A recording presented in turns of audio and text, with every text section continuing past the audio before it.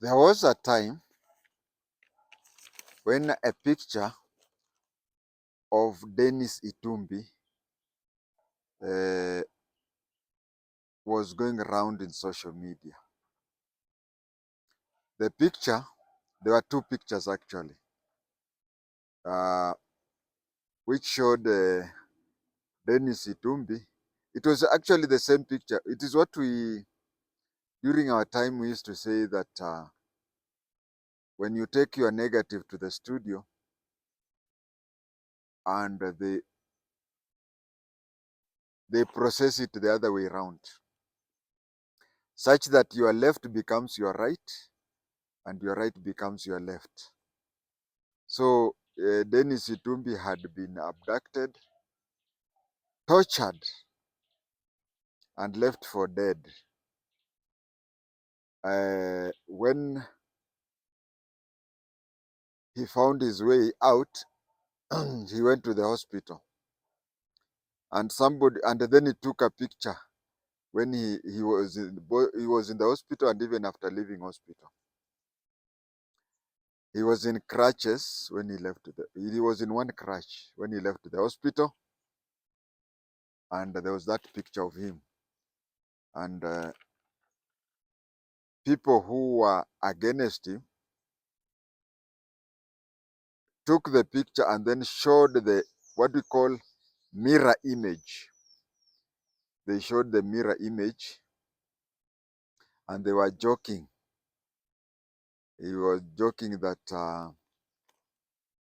he's cheating people, that he had been abducted, and he's even not sure of which leg that was injured, because one day he wakes up claiming that it is the right leg, and on the other day he claims that it is on the left leg. I remember one of the pages that I was a member.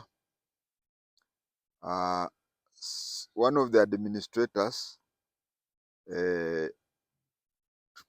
placed the two pictures on the page, on the social media page, and when I pointed it out to him, I was immediately removed because he was an administrator of that page. So he removed me, and I've never been back to that page. What happened is that when you look at that picture, everything is the opposite of the other. The leg that was in the big shoe was the other one, and then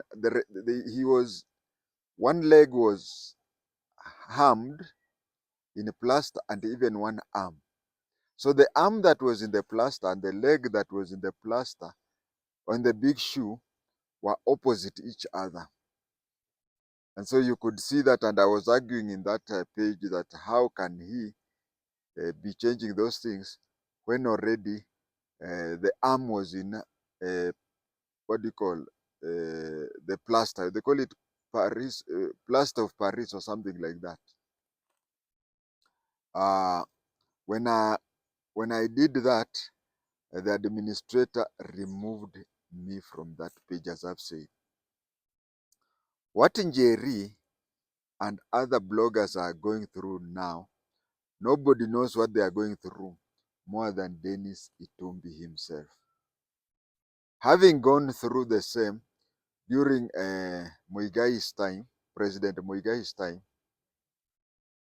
we would expect that ITŭMBI would be the best placed person to understand what they are going through. It can never be evil when done by Muigai government, but right when it is done by Samoei government. No. Injustice to somebody is injustice to everybody. It can never be evil when I am suffering, but right when you are suffering. In our wrong conclusions, we tend to think that having those who suffered most in the past are the right people to be placed in positions of authority. Take the example of Arap Moi. Arap Moi really suffered due to songi of people like Jenga Karume. But what happened after Arap Moi became the president? After Arap Moi became the president, he became the emperor of songi. ITŭMBI, you would have been dead. You should be dead by now. But God saved you for a purpose. I may be wrong, but of all the people around Samoe, you are the one who should dominate issues to do with blogging. I am, perhaps, the only 763 blogger around. 98.76% of all bloggers are 844s in Kenya. But my views are this. Yes, I was not happy when kids who had the president's picture in a funeral procession. They are his kids' age mate, and he is their parents' age mate. This is an age group that I have issues with. People born in the 60s and earlier found it very hard to argue with anybody who is a decade older. We go around the way, we tell the person politely how things are. If we find it hard to pass the message, we go through. Yes, I am reminded that we are of the age type and the world has changed. It is very common to find young people telling me, Mzee, your age has gone. Our time is now. The gap between me and you is not as big as the gap between me and those we found. Remember, we have some knowledge about technology. That is why I am a blogger. I have some knowledge. I have some knowledge. I have 90% of what I require. Actually, those young people who are around me will know that you only polish the 90 to 95% that I know. Otherwise, I know most of what I need to know. But those we found had a very poor grasp of Swahili and no grasp at all of English, yet we were very polite to them.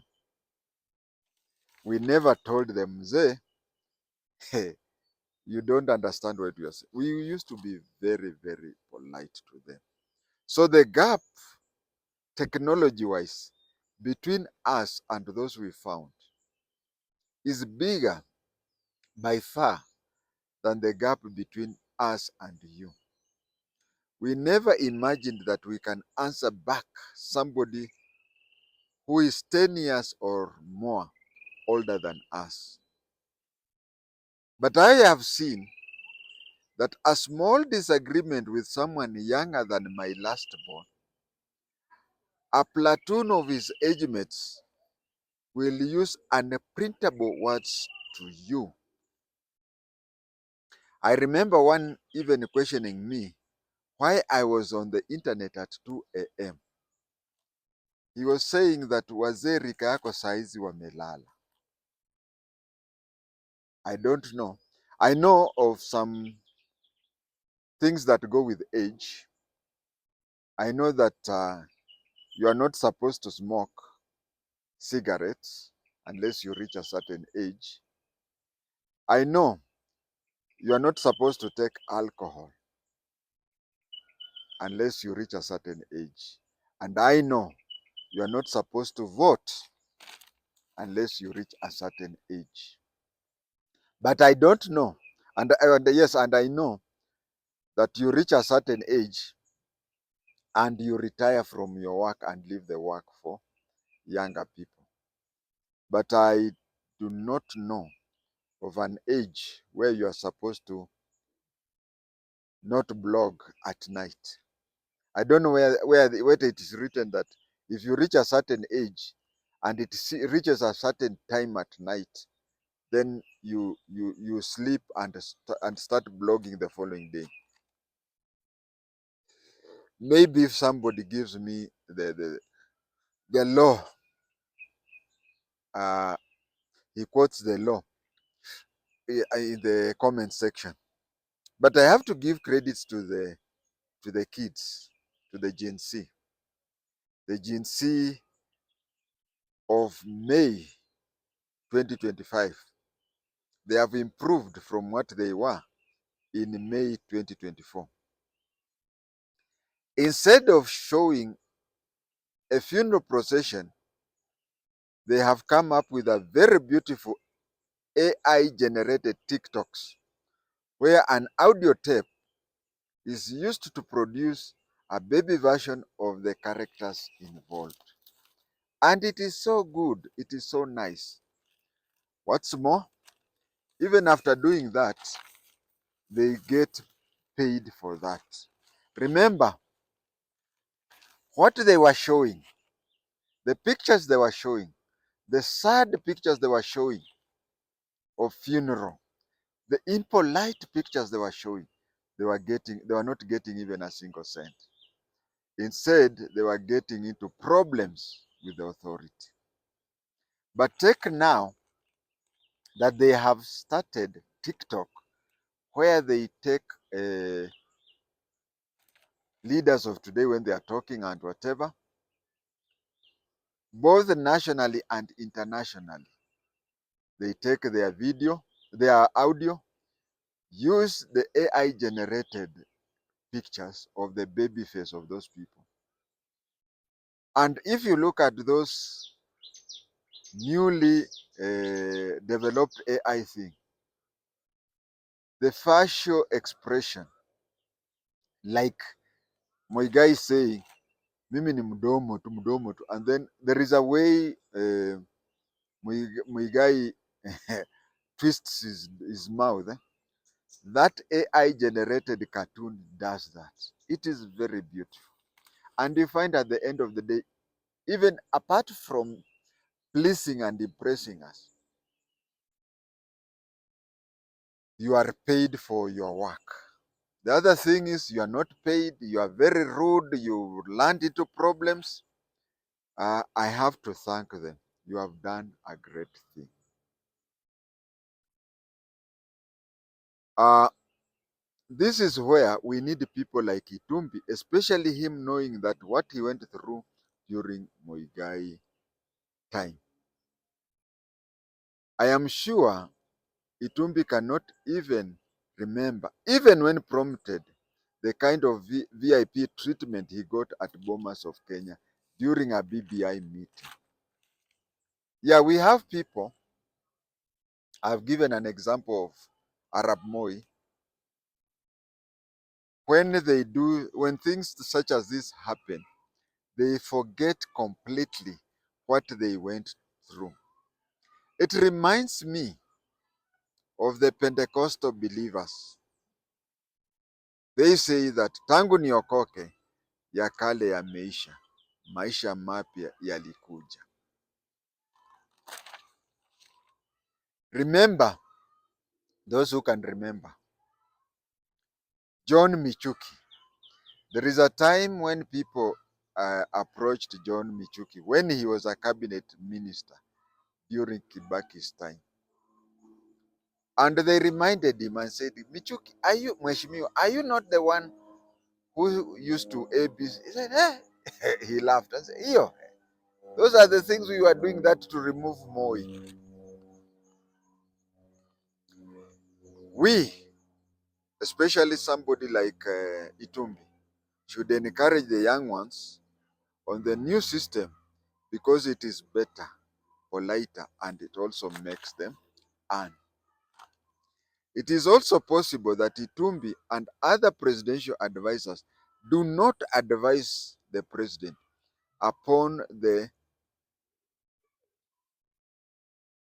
realization of how the current president operates.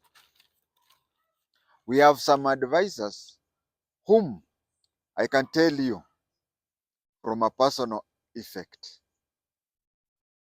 There are, okay, one of them is still alive, but we have people who are very close to my father.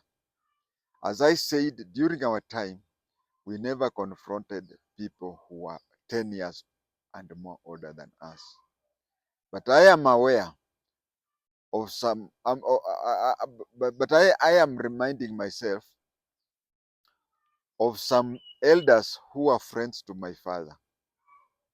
Instead of approaching my father rudely, instead of approaching my father even politely, whatever, I would approach those elderly people. All of them are dead. My father is dead, but one of them from the Wamalwa Kijana family is still there. Kisembe Karandini. I would go to those people and talk to them politely. Look at you. Look at the way you are handling your kids. Look at the way you are ABCD. But you are my father's closest friends. And you are the people who can influence him. Why don't you influence him? Actually, there is even one whose son, I'll not mention his name, whose son once approached him and said, Dad, people laugh at us that your father is misadvising Lando, and yet your father is following the right thing. And then that old man, his name was Zakayo, but I'll not give the second name. One time he told me that when you try to advise somebody something, and you see that your advice will not be taken, you from the word go, you just know that your advice will not be taken. Then you don't give advice. You only give advice where you stand a chance, 1 in a million, of influencing that person. But when you know that that person will not listen to you, then you don't listen, then you don't give the advice. So I understand why I understand the position. I also understand that ITŭMBI and other presidential advisors do not advise the president upon realization on him having such a characteristic.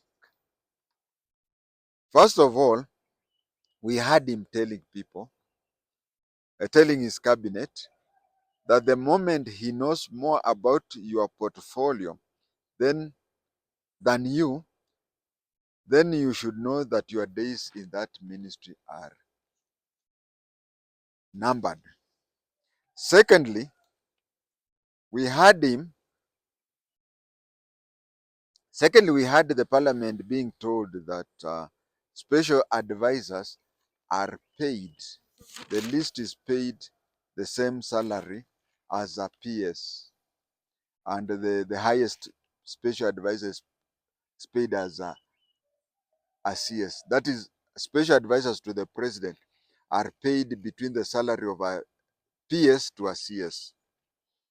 Thirdly, when Gen Zs complained of bloated government employees, almost all the CSs were rebranded special advisors and retained on the same perks. Fourthly, Samoei had probably more advisors than all the 4 predecessors combined. I have no issue with Njeri or argue or anybody else expressing himself or herself and whipping people to reject the finance bill. But if I were to meet Njeri, I would tell her and the Gen Z that they should learn from the past.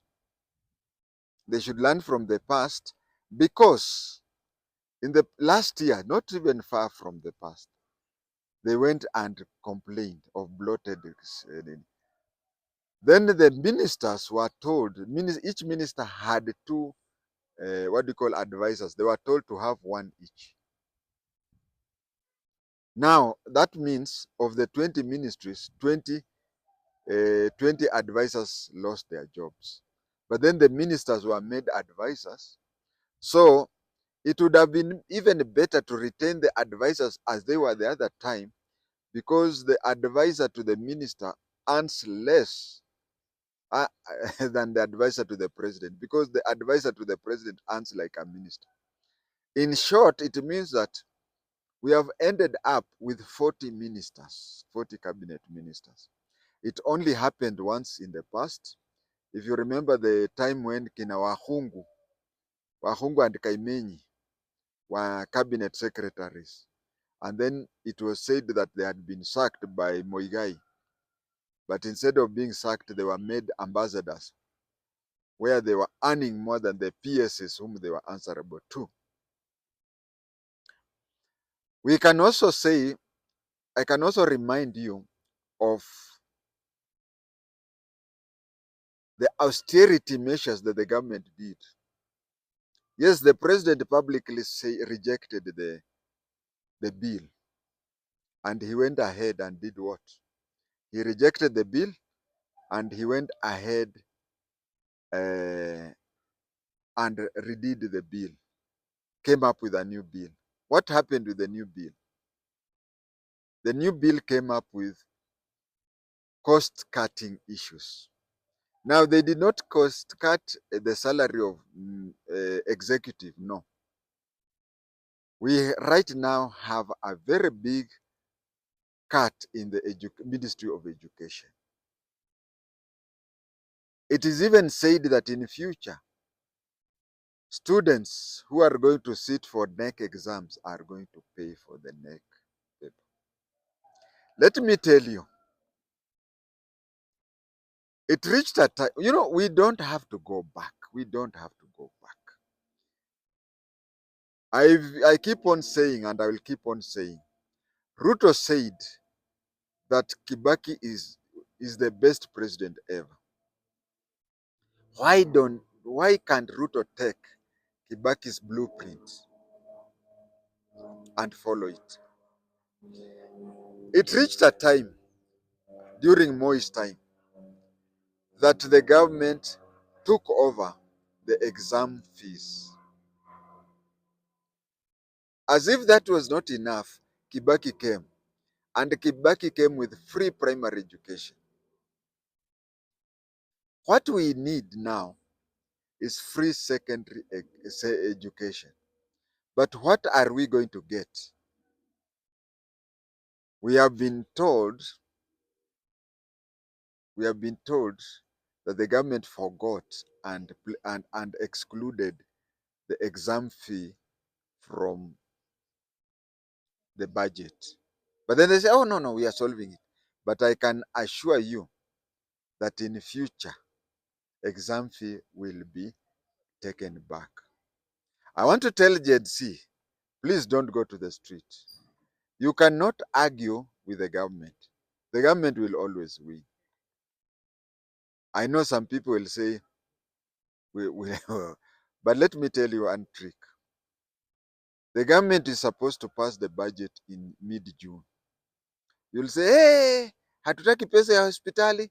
Hamtaki pesa ya hospitali. They'll remove the pesa ya hospitali. Hey, hatutaki pesa ya examination. It will be removed. But 3 months down the line, they'll come up with something that is called mini budget. Mini budget. And this mini budget will bring back those things that were removed during the main budget. Constitutionally, If those of you who are slightly older constitutionally know that there was a time when Musalia Mudavadi was reading the budget, and the opposition wanted to make it hard for him to read the budget, because when the budget day reaches and the budget is not read, we go into a constitutional crisis. And that is why I know you have never asked yourself why the minister for cabinet or the cabinet secretary for finance, when he right now we have never had a lady, when he is leaving the treasury going to the parliament, he is usually given an outrider, just like the president. Have you ever asked yourself why? Because when Musalia Mudavadi was reading that, he only had one copy. If one of the opposition MPs would have taken it and torn it, the country would have gone into crisis. So from that day, they started that one. Two, they had several backup. You tear that one, you take his iPad and throw it away, he gets another iPad and continues there. That is what is happening. So you go there, you do that, the government still will win at the end of the day. It is it is what you call the bitter pill. Now let me talk about. I almost forgot about exam fees. I said Moi removed the exam fee. Kibaki removed school fees. This is what used to happen during our days. Something to do with the exam fees. I did CPE in primary, so I don't remember us paying for CPE. I think it was free. What I remember is that I was at Mbagathi. I went to very many schools, but and I only repeated once. So I only repeated class 3, but I went to around 6 or 7 schools. I have to count. Uh, when I was in Mbagathi Road Primary School, next to the district hospital, the famous hospital, we used to pay 20 shillings fees per term. So it was 60 shillings per year. School fees only. We never paid for exam fee. But when it came to Form 1 to Form 4, every term we used to pay exam fee. And it was not exam fee for the school. It was exam fee for East African Examination Council. East African Examination Council. You join Form 1, you pay. That is why people who repeated, if you are to repeat Form 4, you had to pay a lot of money for exam fee, because the exam fee you paid from Form 1, it was just, hey, I don't know how much it was. But imagine you are in Form 1 first term, you pay exam fee. You are in Form 4 first term, you pay exam fee. So those are 3 exam fees in Form 1, from 10 times, yeah. Each term, we paid 10% of our exam fee. What am I trying to say? I can't remember the amount, how it was. It is a long time ago. Can you remember things happened in 1976? But what I'm trying to say is, in 1976, parents could not afford to pay. That actually, that is why I carried the whole story. In 1976, parents could not pay exam fee to the East African Examination Council. So it was divided into 10 terminal, what do you call? So each term you'd pay 10%, 10%. Now today, if you have to do and I've just said that we don't want to go back. Right now, we are so much used to not paying school fee. No, not to paying what? Not paying exam fees. We want to graduate that, to go to not paying fees. We want to graduate from that. We want to go into not paying lunch. We want to graduate from, yani, Instead of going ahead, we are now being taken back. Very soon, students will now be told to start paying exam fees. Yes, those joining, because it is 3 years. During our time, it was 4 years. I remember in Form 5 and 6, Form 5 and 6, we paid the fees. Actually, Form 5 and 6, we went to school for 4 terms. Yes, 4 terms. Can I count the 4 terms? We went to school in Form 5 second term. Then we went to school Form 5 third term. Then we went to school Form 6 first term. Then we went to school Form 6 second term. Third term Form 6 was spent in revision and 1 month exam. So you can see in Form 5 and Form 6, I paid 2,000 shillings, which included the whole fee for examination. So what the current government is taking us to, the current government is taking us to a situation where those students who are going to join grade, is it 7, 8, and 9, yeah? You will, maybe they will have to make arrangements where because exam fees is a lot of money. Now we used to pay for, is it 10 terms? Now you'll pay for 9 terms, the exam fees. Another thing, 9 terms for junior school and senior school. Another thing that the government did to do away with the free examination fee. I know you don't know. You will be hearing it from me. Most of you, not all of you. Because when I come up with a story where everybody is hearing it for the first time, then it means it's fiction. It only gets into my mind. In those days, when people used to pay school fees for 10 terms, it came to be discovered that some schools, private schools, the head teachers or the school administration never gave out the school, what do you call? They never paid out the exam fee. It would reach a time when you go to sit for your exam, you find that you are not registered because your parents paid for the exam fee and the school never passed over the exam fee.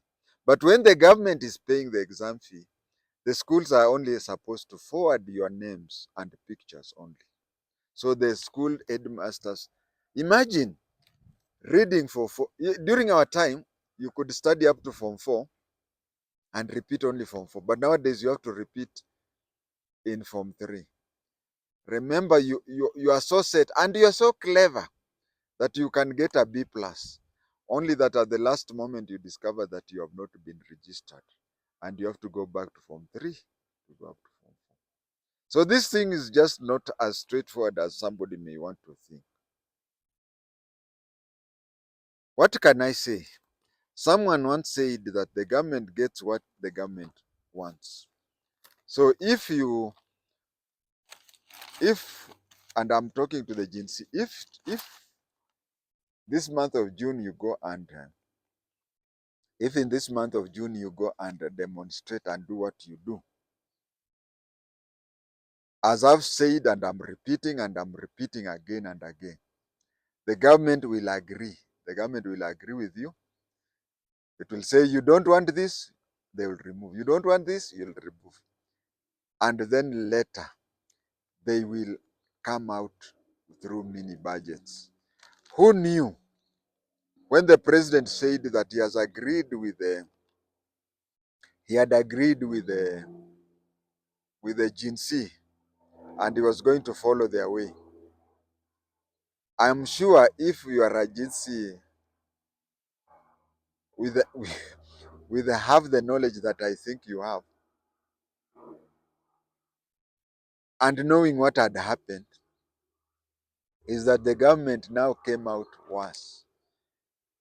Some projects were removed, you were blamed. The ministers who were supposed to have been sacked, they came back with a full salary. Imagine he is now back as a special advisor to the president. Yes, I will repeat that he came back in the very same job group he was. That is, he's getting the work of the salary of a CS. But he's doing 10% of the work of a CS is doing. And these advisors know one thing that you and I do not know.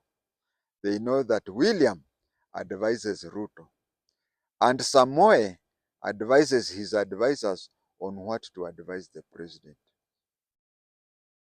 Yet he is the person who publicly said that Kibaki is the best president ever. Preaching water, but taking a lot of wine. Changa, isn't it?